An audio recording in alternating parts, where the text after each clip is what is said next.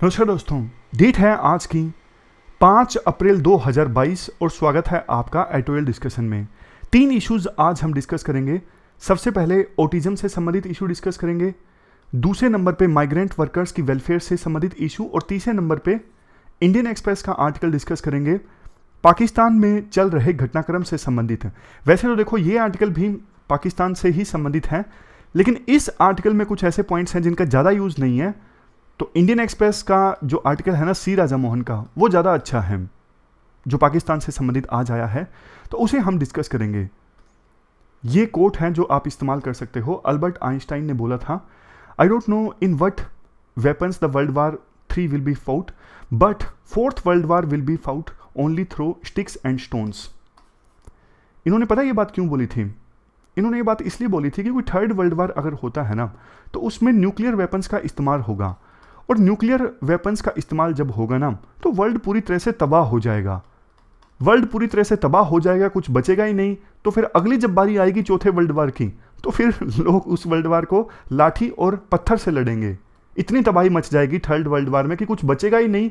तो फिर आगे अगर 4था वर्ल्ड वार हुआ भी नया, तो फिर बस लाठी और डंडे ही बचेंगे लड़ाई लड़ने के लिए। तो न्यूक्लियर वेपन्स के बारे में अगर आपको कुछ लिखना हो ना, तो इस कोड का आप इस्तेमाल कर सकते हो। चलिए डिस्कशन स्टार्ट करते हैं। फर्स्ट इंपॉर्टेंट आर्टिकल ऑटिज्म से संबंधित है। आप जीएस पेपर सेकंड के इस टॉपिक से आर्टिकल को रिलेट कर सकते हो। देखो, आर्टिकल की शुरुआत में एक स्टोरी का जिक्र किया जाता है। स्मिरन नाम के बच्चे की स्टोरी है। 2 साल की उम्र हो चुकी है स्मिरन की, लेकिन बावजूद इसके स्मिरन ने बोलना नहीं स्टार्ट किया है। 2 साल की उम्र में स्मिरन काफ़ी बेचैन रहता है और बहुत बार स्मिरन को उसके नाम से पुकारना पड़ता है, जब जाके वो रिस्पोंड करता है। कई देर तक लगातार स्मिरन घूमते हुए फैन को यानी पंखे को देखता रहता है, और अगर कोई उस फैन को स्विच ऑफ कर दे तो वो रोने लगता है। स्मिरन की मदर काफ़ी ज़्यादा चिंतित है स्मिरन की इस कंडीशन की वजह से, लेकिन स्मिरन के जो फादर हैं वो मदर के कंसर्न्स को इग्नोर कर देते हैं। लेकिन मदर डिसाइड करती है कि बच्चे को एसेस किया जाए, मतलब डॉक्टर के पास ले जाया जाए। तो डॉक्टर चेकिंग करके बोलते हैं स्मिरन जो है वो ऑटिज्म नाम के डिजीज से सफ़र कर रहा है। इमीडिएटली डॉक्टर्स ने स्मिरन को स्पीच एंड ऑक्यूपेशनल थेरेपी देना स्टार्ट किया। ऑक्यूपेशनल थेरेपी देखो उन लोगों को दी जाती है जिनको समझने में थोड़ी दिक्कत आती है। तो देखो अर्ली इंटरवेंशन हो गया, मतलब शुरुआत में ही इलाज स्टार्ट हो गया। आज सिचुएशन ये है, स्मिरन की एज जो है वो 7 साल हो चुकी है, और ऑटिज्म जिस डिजीज़ की हम बात कर रहे हैं, बहुत कम फीचर्स बचे हैं स्मिरन में ऑटिज्म के। थोड़े बहुत चैलेंजेस अभी भी आते हैं, लेकिन अभी मेन स्ट्रीम स्कूल में एजुकेशन हासिल कर रहा है स्मिरन। लेकिन ये क्यों पॉसिबल हो पाया? पॉसिबल देखो इसलिए हो पाया क्योंकि स्मिरन की मदर ने इस बात की आवश्यकता समझी कि जल्दी से डॉक्टर से बात करनी चाहिए कि 2 साल की एज होने के बावजूद स्मिरन बोल क्यों नहीं रहा है और घंटों घंटे मतलब फैन को क्यों देखता रहता है। इसके बाद राइटर बोलते हैं, देखो जब बच्चे का जन्म होता है ना, किसी प्रकार की कोई फिजिकल डिसेबिलिटी हो तो वो दिख जाती है, पता लग जाता है सीधा सीधा।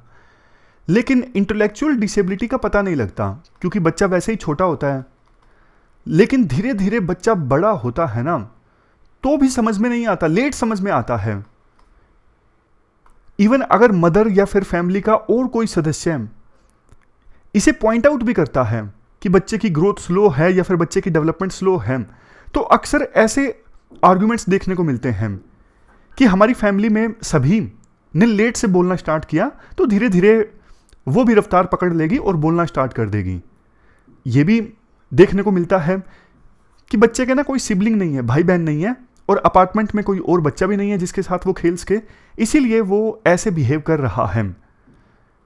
इवन कई बार ऐसा भी जवाब दे दिया जाता है इग्नोर करने के लिए कि बच्चा जो है वो गैजेट से प्यार करता है और ज़्यादा अच्छे से खाता है जब उसके पास फ़ोन होता है।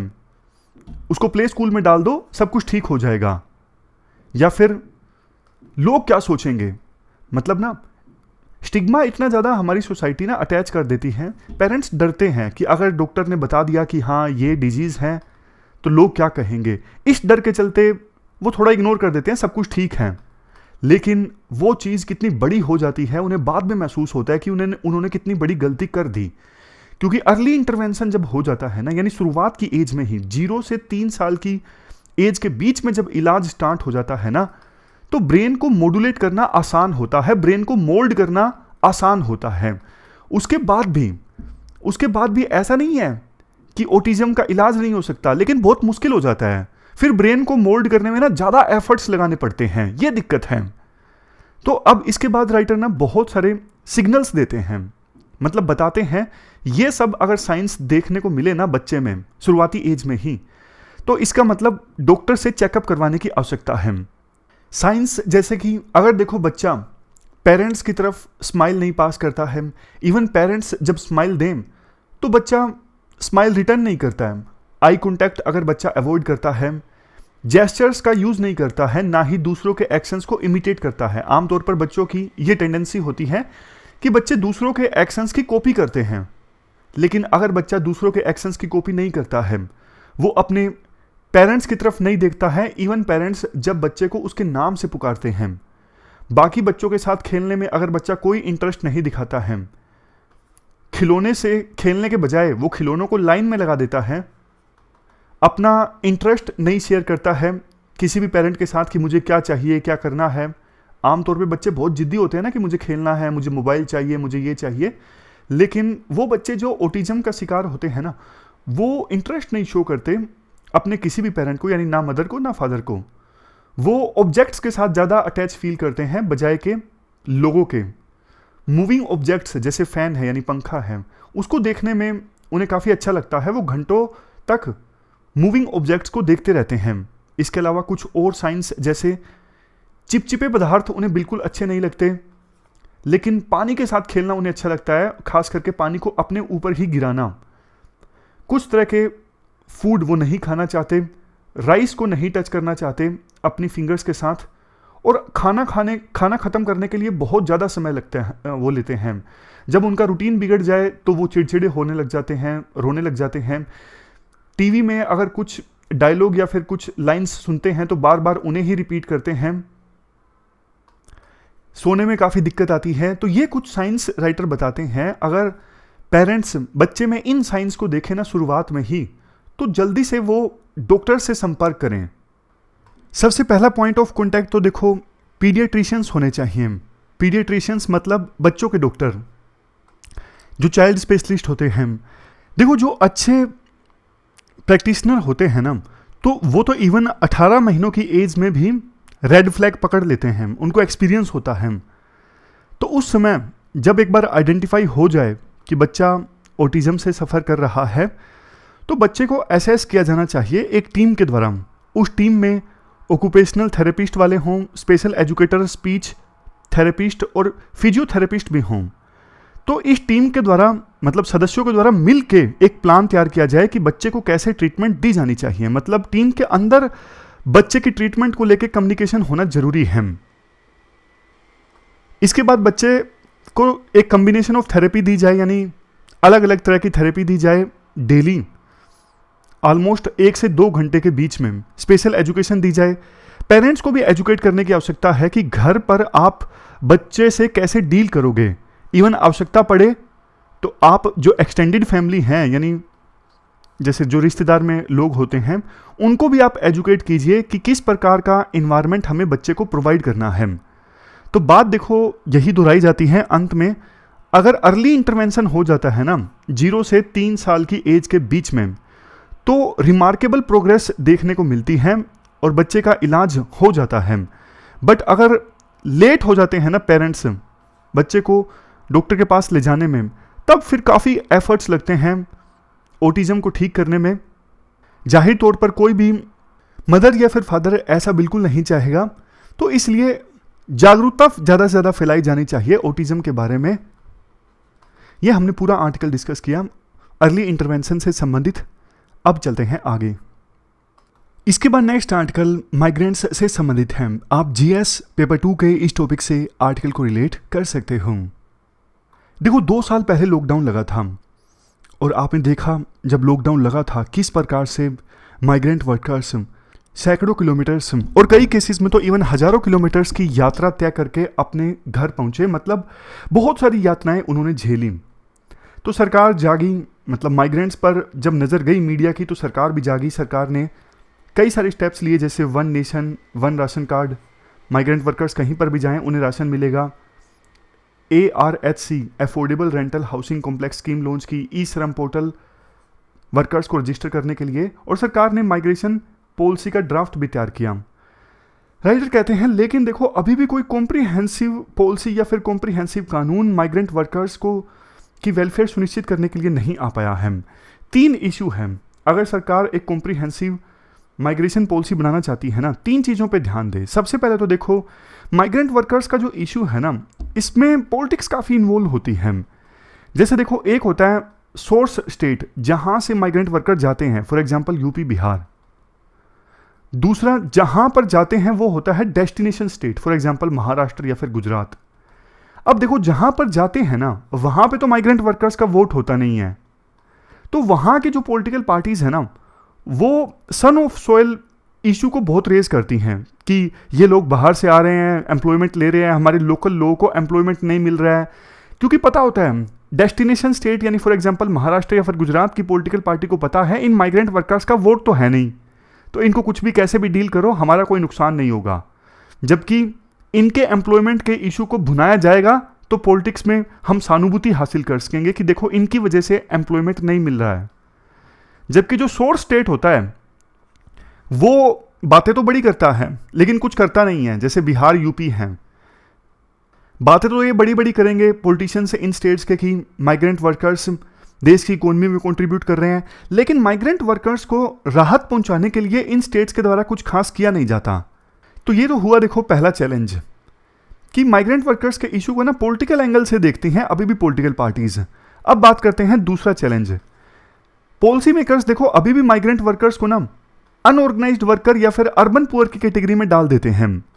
जैसे मैं आपको एग्जांपल देता हूं, सरकार ये सोचती है चूंकि माइग्रेंट वर्कर्स शहरों में जाते हैं, वहां पे दूसरे जो गरीब लोग हैं ना उन्हीं के साथ इनको क्लब कर दिया जाता है। सरकार सोचती है कि गरीब लोगों के लिए स्कीम चलाएंगे तो माइग्रेंट वर्कर के लिए भी तो अपने आप चल गई ना, वो भी गरीब ही हैं। तो सरकार कोशिश करती है जैसे स्लम्स में डेवलपमेंट आए। सरकार ये नहीं सोचती कि माइग्रेंट वर्कर स्लम में रहता ही नहीं है, माइग्रेंट वर्कर बेचारा रहता है कंस्ट्रक्शन साइट्स पर, तो वो ना विकास से वंचित रह जाता है, वो सरकार की वेलफेयर स्कीम से ही वंचित रह जाता है। क्यों? क्योंकि सरकार ने पहले से डिसाइड कर लिया कि अर्बन पुअर के लिए वेलफेयर स्कीम चलाएंगे तो इसमें माइग्रेंट वर्कर भी आ जाएगा। लेकिन ये सोच गलत है। माइग्रेंट वर्कर्स को ना आपको अलग से हैंडल करना पड़ेगा, उनकी वेलफेयर के लिए अलग से स्टेप लेने पड़ेंगे। आप उनको अनऑर्गेनाइज्ड वर्कर या सिंपली अर्बन पुअर की कैटेगरी में नहीं डाल सकते। नेक्स्ट चैलेंज है डेटा की दिक्कत है। ऑफिशियल डेटा उपलब्ध ही नहीं है। अभी इतनी सारी दिक्कतें आए, जब देखो माइग्रेंट वर्कर्स के लिए स्कीम चलानी थी ना तो सरकार के पास कोई डेटा था ही नहीं कैसे उनकी वेलफेयर सुनिश्चित करने के लिए, कोरोना की वजह से जो लॉकडाउन लगा उनको राहत पहुंचाने के लिए उन तक स्कीम का लाभ पहुंचाया जाए, बड़ी दिक्कत आई। देखो आमतौर पर ना होता यह है हमारे देश में ना कुछ स्टेट अच्छे काम करते हैं, फिर कुछ दूसरे स्टेट्स उस स्टेट की कॉपी करते हैं, बाद में जाके सेंट्रल गवर्नमेंट फिर नेशनल लेवल पे कानून बना देती है। जैसे एक इसका सबसे बढ़िया एग्जांपल है छत्तीसगढ़ पीडीएस। छत्तीसगढ़ में ना पीडीएस सिस्टम काफ़ी अच्छा था, फिर धीरे धीरे कुछ दूसरे स्टेट्स ने उसको फॉलो किया, बाद में नेशनल लेवल पे नेशनल फूड सिक्योरिटी एक्ट आया 2013 में। तो ना अब ना कुछ स्टेट्स माइग्रेंट वर्कर्स को ट्रैक करके अच्छा काम कर रहे हैं। जैसे महाराष्ट्र है, Maharashtra migration tracking system MTS है। ये क्या करते हैं, ये माइग्रेशन को ट्रैक करते हैं, स्पेशली फोकस करते हैं महिलाओं पर और बच्चों पर। एक और चीज़, वैसे और भी मॉडल देख लीजिए, फिर मैं बताता हूँ कौन सी चीज़ बोल रहा हूँ महाराष्ट्र की। Chhattisgarh state migrant worker policy, इसमें देखो माइग्रेंट वर्कर्स को ना सोर्स पर ही रजिस्टर किया जाता है। जैसे छत्तीसगढ़ से कोई माइग्रेंट वर्कर जा रहा है तो वहीं पर उसे रजिस्टर कर लिया जाएगा और बाद में ट्रैक किया जाएगा using phone based outreach system. अब बताता हूं महाराष्ट्र की कौन सी चीज का मैं बात कर रहा था। ये जो महाराष्ट्र MTS है ना, महाराष्ट्र माइग्रेशन ट्रैकिंग सिस्टम, इसमें महिलाओं पर और बच्चों पर फोकस किया जाता है। लेकिन एक अच्छी चीज, ये महाराष्ट्र MTS जो है ना वो women and child development department में मौजूद रहता है, ना कि लेबर डिपार्टमेंट में। आमतौर पर जो माइग्रेंट वर्कर्स का जो इशू है ना वो लेबर डिपार्टमेंट के अंतर्गत आता है। महाराष्ट्र एमटीएस को देखो अगर women and child development department में डाला गया है, इसका मतलब सरकार ये एक्नॉलेज कर रही है कि लेबर डिपार्टमेंट जो है वो माइग्रेंट वर्कर्स के इशू को अच्छे से नहीं हैंडल कर पा रही है, तभी एक डिफरेंट डायमेंशन देने की कोशिश की गई है। कम से कम माइग्रेंट वर्कर्स में जो महिलाएं और बच्चे हैं उनकी वेलफेयर सुनिश्चित की जा सके, इसे women and child development department के अंतर्गत डाल के। लेकिन राइटर कहते हैं देखो आपको ना मल्टी सेक्टोरल अप्रोच की आवश्यकता है, स्ट्रेटेजिक कन्वर्जेंस चाहिए कई सारी मिनिस्ट्रीज और डिपार्टमेंट के बीच में। इसके लिए उड़ीसा का प्लानिंग एंड कन्वर्जेंस डिपार्टमेंट जो है ये अच्छा काम कर रहा है। उड़ीसा का प्लानिंग एंड कन्वर्जेंस डिपार्टमेंट एक इंस्टीट्यूशनल मैकेनिज्म प्रोवाइड करता है ताकि कई सारे डिपार्टमेंट्स के बीच आपस में कोऑर्डिनेशन हो सके स्कीम्स को लेके। तो ये 3-4 चैलेंजेस हैं जिनको देखो सरकार को समझना चाहिए कॉम्प्रिहेंसिव माइग्रेंट पॉलिसी बनाने से पहले। तो ये कुछ पॉइंट्स जो थे माइग्रेंट वर्कर्स की वेलफेयर से संबंधित उनको हमने डिस्कस किया। अब हम चलते हैं आगे। इसके बाद नेक्स्ट जो आर्टिकल है वो पाकिस्तान में चल रहे घटनाक्रम से संबंधित है, सी राजा मोहन का इंडियन एक्सप्रेस से। आप जीएस पेपर 2 में जो इंडिया एंड नेबर्स वाला टॉपिक है ना वहां से इस आर्टिकल को रिलेट कर सकते हो। पाकिस्तान में अभी क्या चल रहा है देखो ना, पाकिस्तान में जो सरकार थी, इमरान खान प्रधानमंत्री थे, इनकी सरकार ने ना नंबर्स खो दिए। जैसे मैं आपको एग्जांपल देता हूं, मान लीजिए बीजेपी के पास अभी सीट्स हैं 300, मेजोरिटी के लिए चाहिए 272, लेकिन बीजेपी के जो 50 एमपीज हैं ना वो बीजेपी से अलग हो जाते हैं। ऐसा होगा तो क्या होगा, बीजेपी के पास में मेजोरिटी नहीं रहेगी। तो वही हुआ इमरान खान की पार्टी के साथ में, मतलब कई सारे एमपीज इनसे अलग हो गए थे, इनके जो सहयोगी दल थे उन्होंने समर्थन वापस ले लिया था। तो अपोजिशन जो है ना बार बार नो वोट कॉन्फिडेंस की मांग कर रहा था। इससे पहले कि नो वोट कॉन्फिडेंस आयोजित होता पाकिस्तान की नेशनल असेंबली में, उससे पहले इन्होंने क्या किया, प्रेसिडेंट को रेकमेंड कर दिया कि आप हाउस को डिसॉल्व कर दीजिए, और नो वोट कॉन्फिडेंस का जो प्रपोजल था उसको वहां के डिप्टी स्पीकर ने रिजेक्ट कर दिया। तो अब यह मामला पहुंचा है पाकिस्तान की सुप्रीम कोर्ट में। आज पाकिस्तान की सुप्रीम कोर्ट इस मामले पर सुनवाई करेगी। लेकिन देखो हमारे लिए, ये तो मैंने आपको घटनाक्रम बता दिया क्या क्या हुआ है, अब मैं बताता हूं हमारे लिए क्या काम का है। देखो पाकिस्तान के जो प्रधानमंत्री है ना इमरान खान, इवन चुने जाने से पहले भी ये यूएसए का काफी विरोध करते थे। इनके अनुसार हम यूएसए का वार क्यों लड़े। अब ना इनके एमपीज इनसे चले गए ना, ये फिर से यूएसए के खिलाफ काफी ज्यादा नफरत उगेलने लगे हैं पब्लिक में। इन्होंने बोला कि मुझे हटाया जा रहा है यूएसए के कहने पर। यूएसए के एक डिप्लोमेट मेन भूमिका निभा रहे हैं मुझे हटाने में, और ये मुझे हटाने की यूएसए की कंस्पारेसी है। मतलब वो खुले आम यूएसए के खिलाफ बोल रहे हैं, और उन्होंने रशिया का जो इन्वेजन है ना यूक्रेन के अगेंस्ट, उसका भी पुरजोर क्रिटिसाइज किया। लेकिन देखो दूसरी तरफ जो वहां के आर्मी चीफ है ना बाजवा, उन्होंने यूएसए की तारीफ कर दी। उन्होंने कहा कि हम क्रिटिसाइज करते हैं रशिया के यूक्रेन के ऊपर इन्वेजन का। तो कुछ लोगों ने कहा इमरान खान जो यूएसए के साथ रिलेशंस को पूरी तरह से डिस्ट्रॉय करने पर तुले हैं ना, सिचुएशन को संभाल रहे हैं बाजवा। बट देखो एक चीज यहां पे देखने लायक है, इमरान खान ना आर्मी को खुले आम आर्मी का विरोध कर रहे हैं। वो भारत की फॉरेन पॉलिसी का समर्थन करते हैं कि भारत की जो फॉरेन पॉलिसी है इंडिपेंडेंट है। एक प्रकार से भारत की फॉरेन पॉलिसी का समर्थन करके वो आर्मी को क्रिटिसाइज कर रहे हैं, पाकिस्तान की आर्मी को, क्योंकि पाकिस्तान की आर्मी के हमेशा से लिंक रहे हैं यूएसए के साथ, और अभी भी पाकिस्तान की आर्मी चाहती है कि यूएसए के साथ अच्छे रिलेशंस हमारे मेंटेन रहें।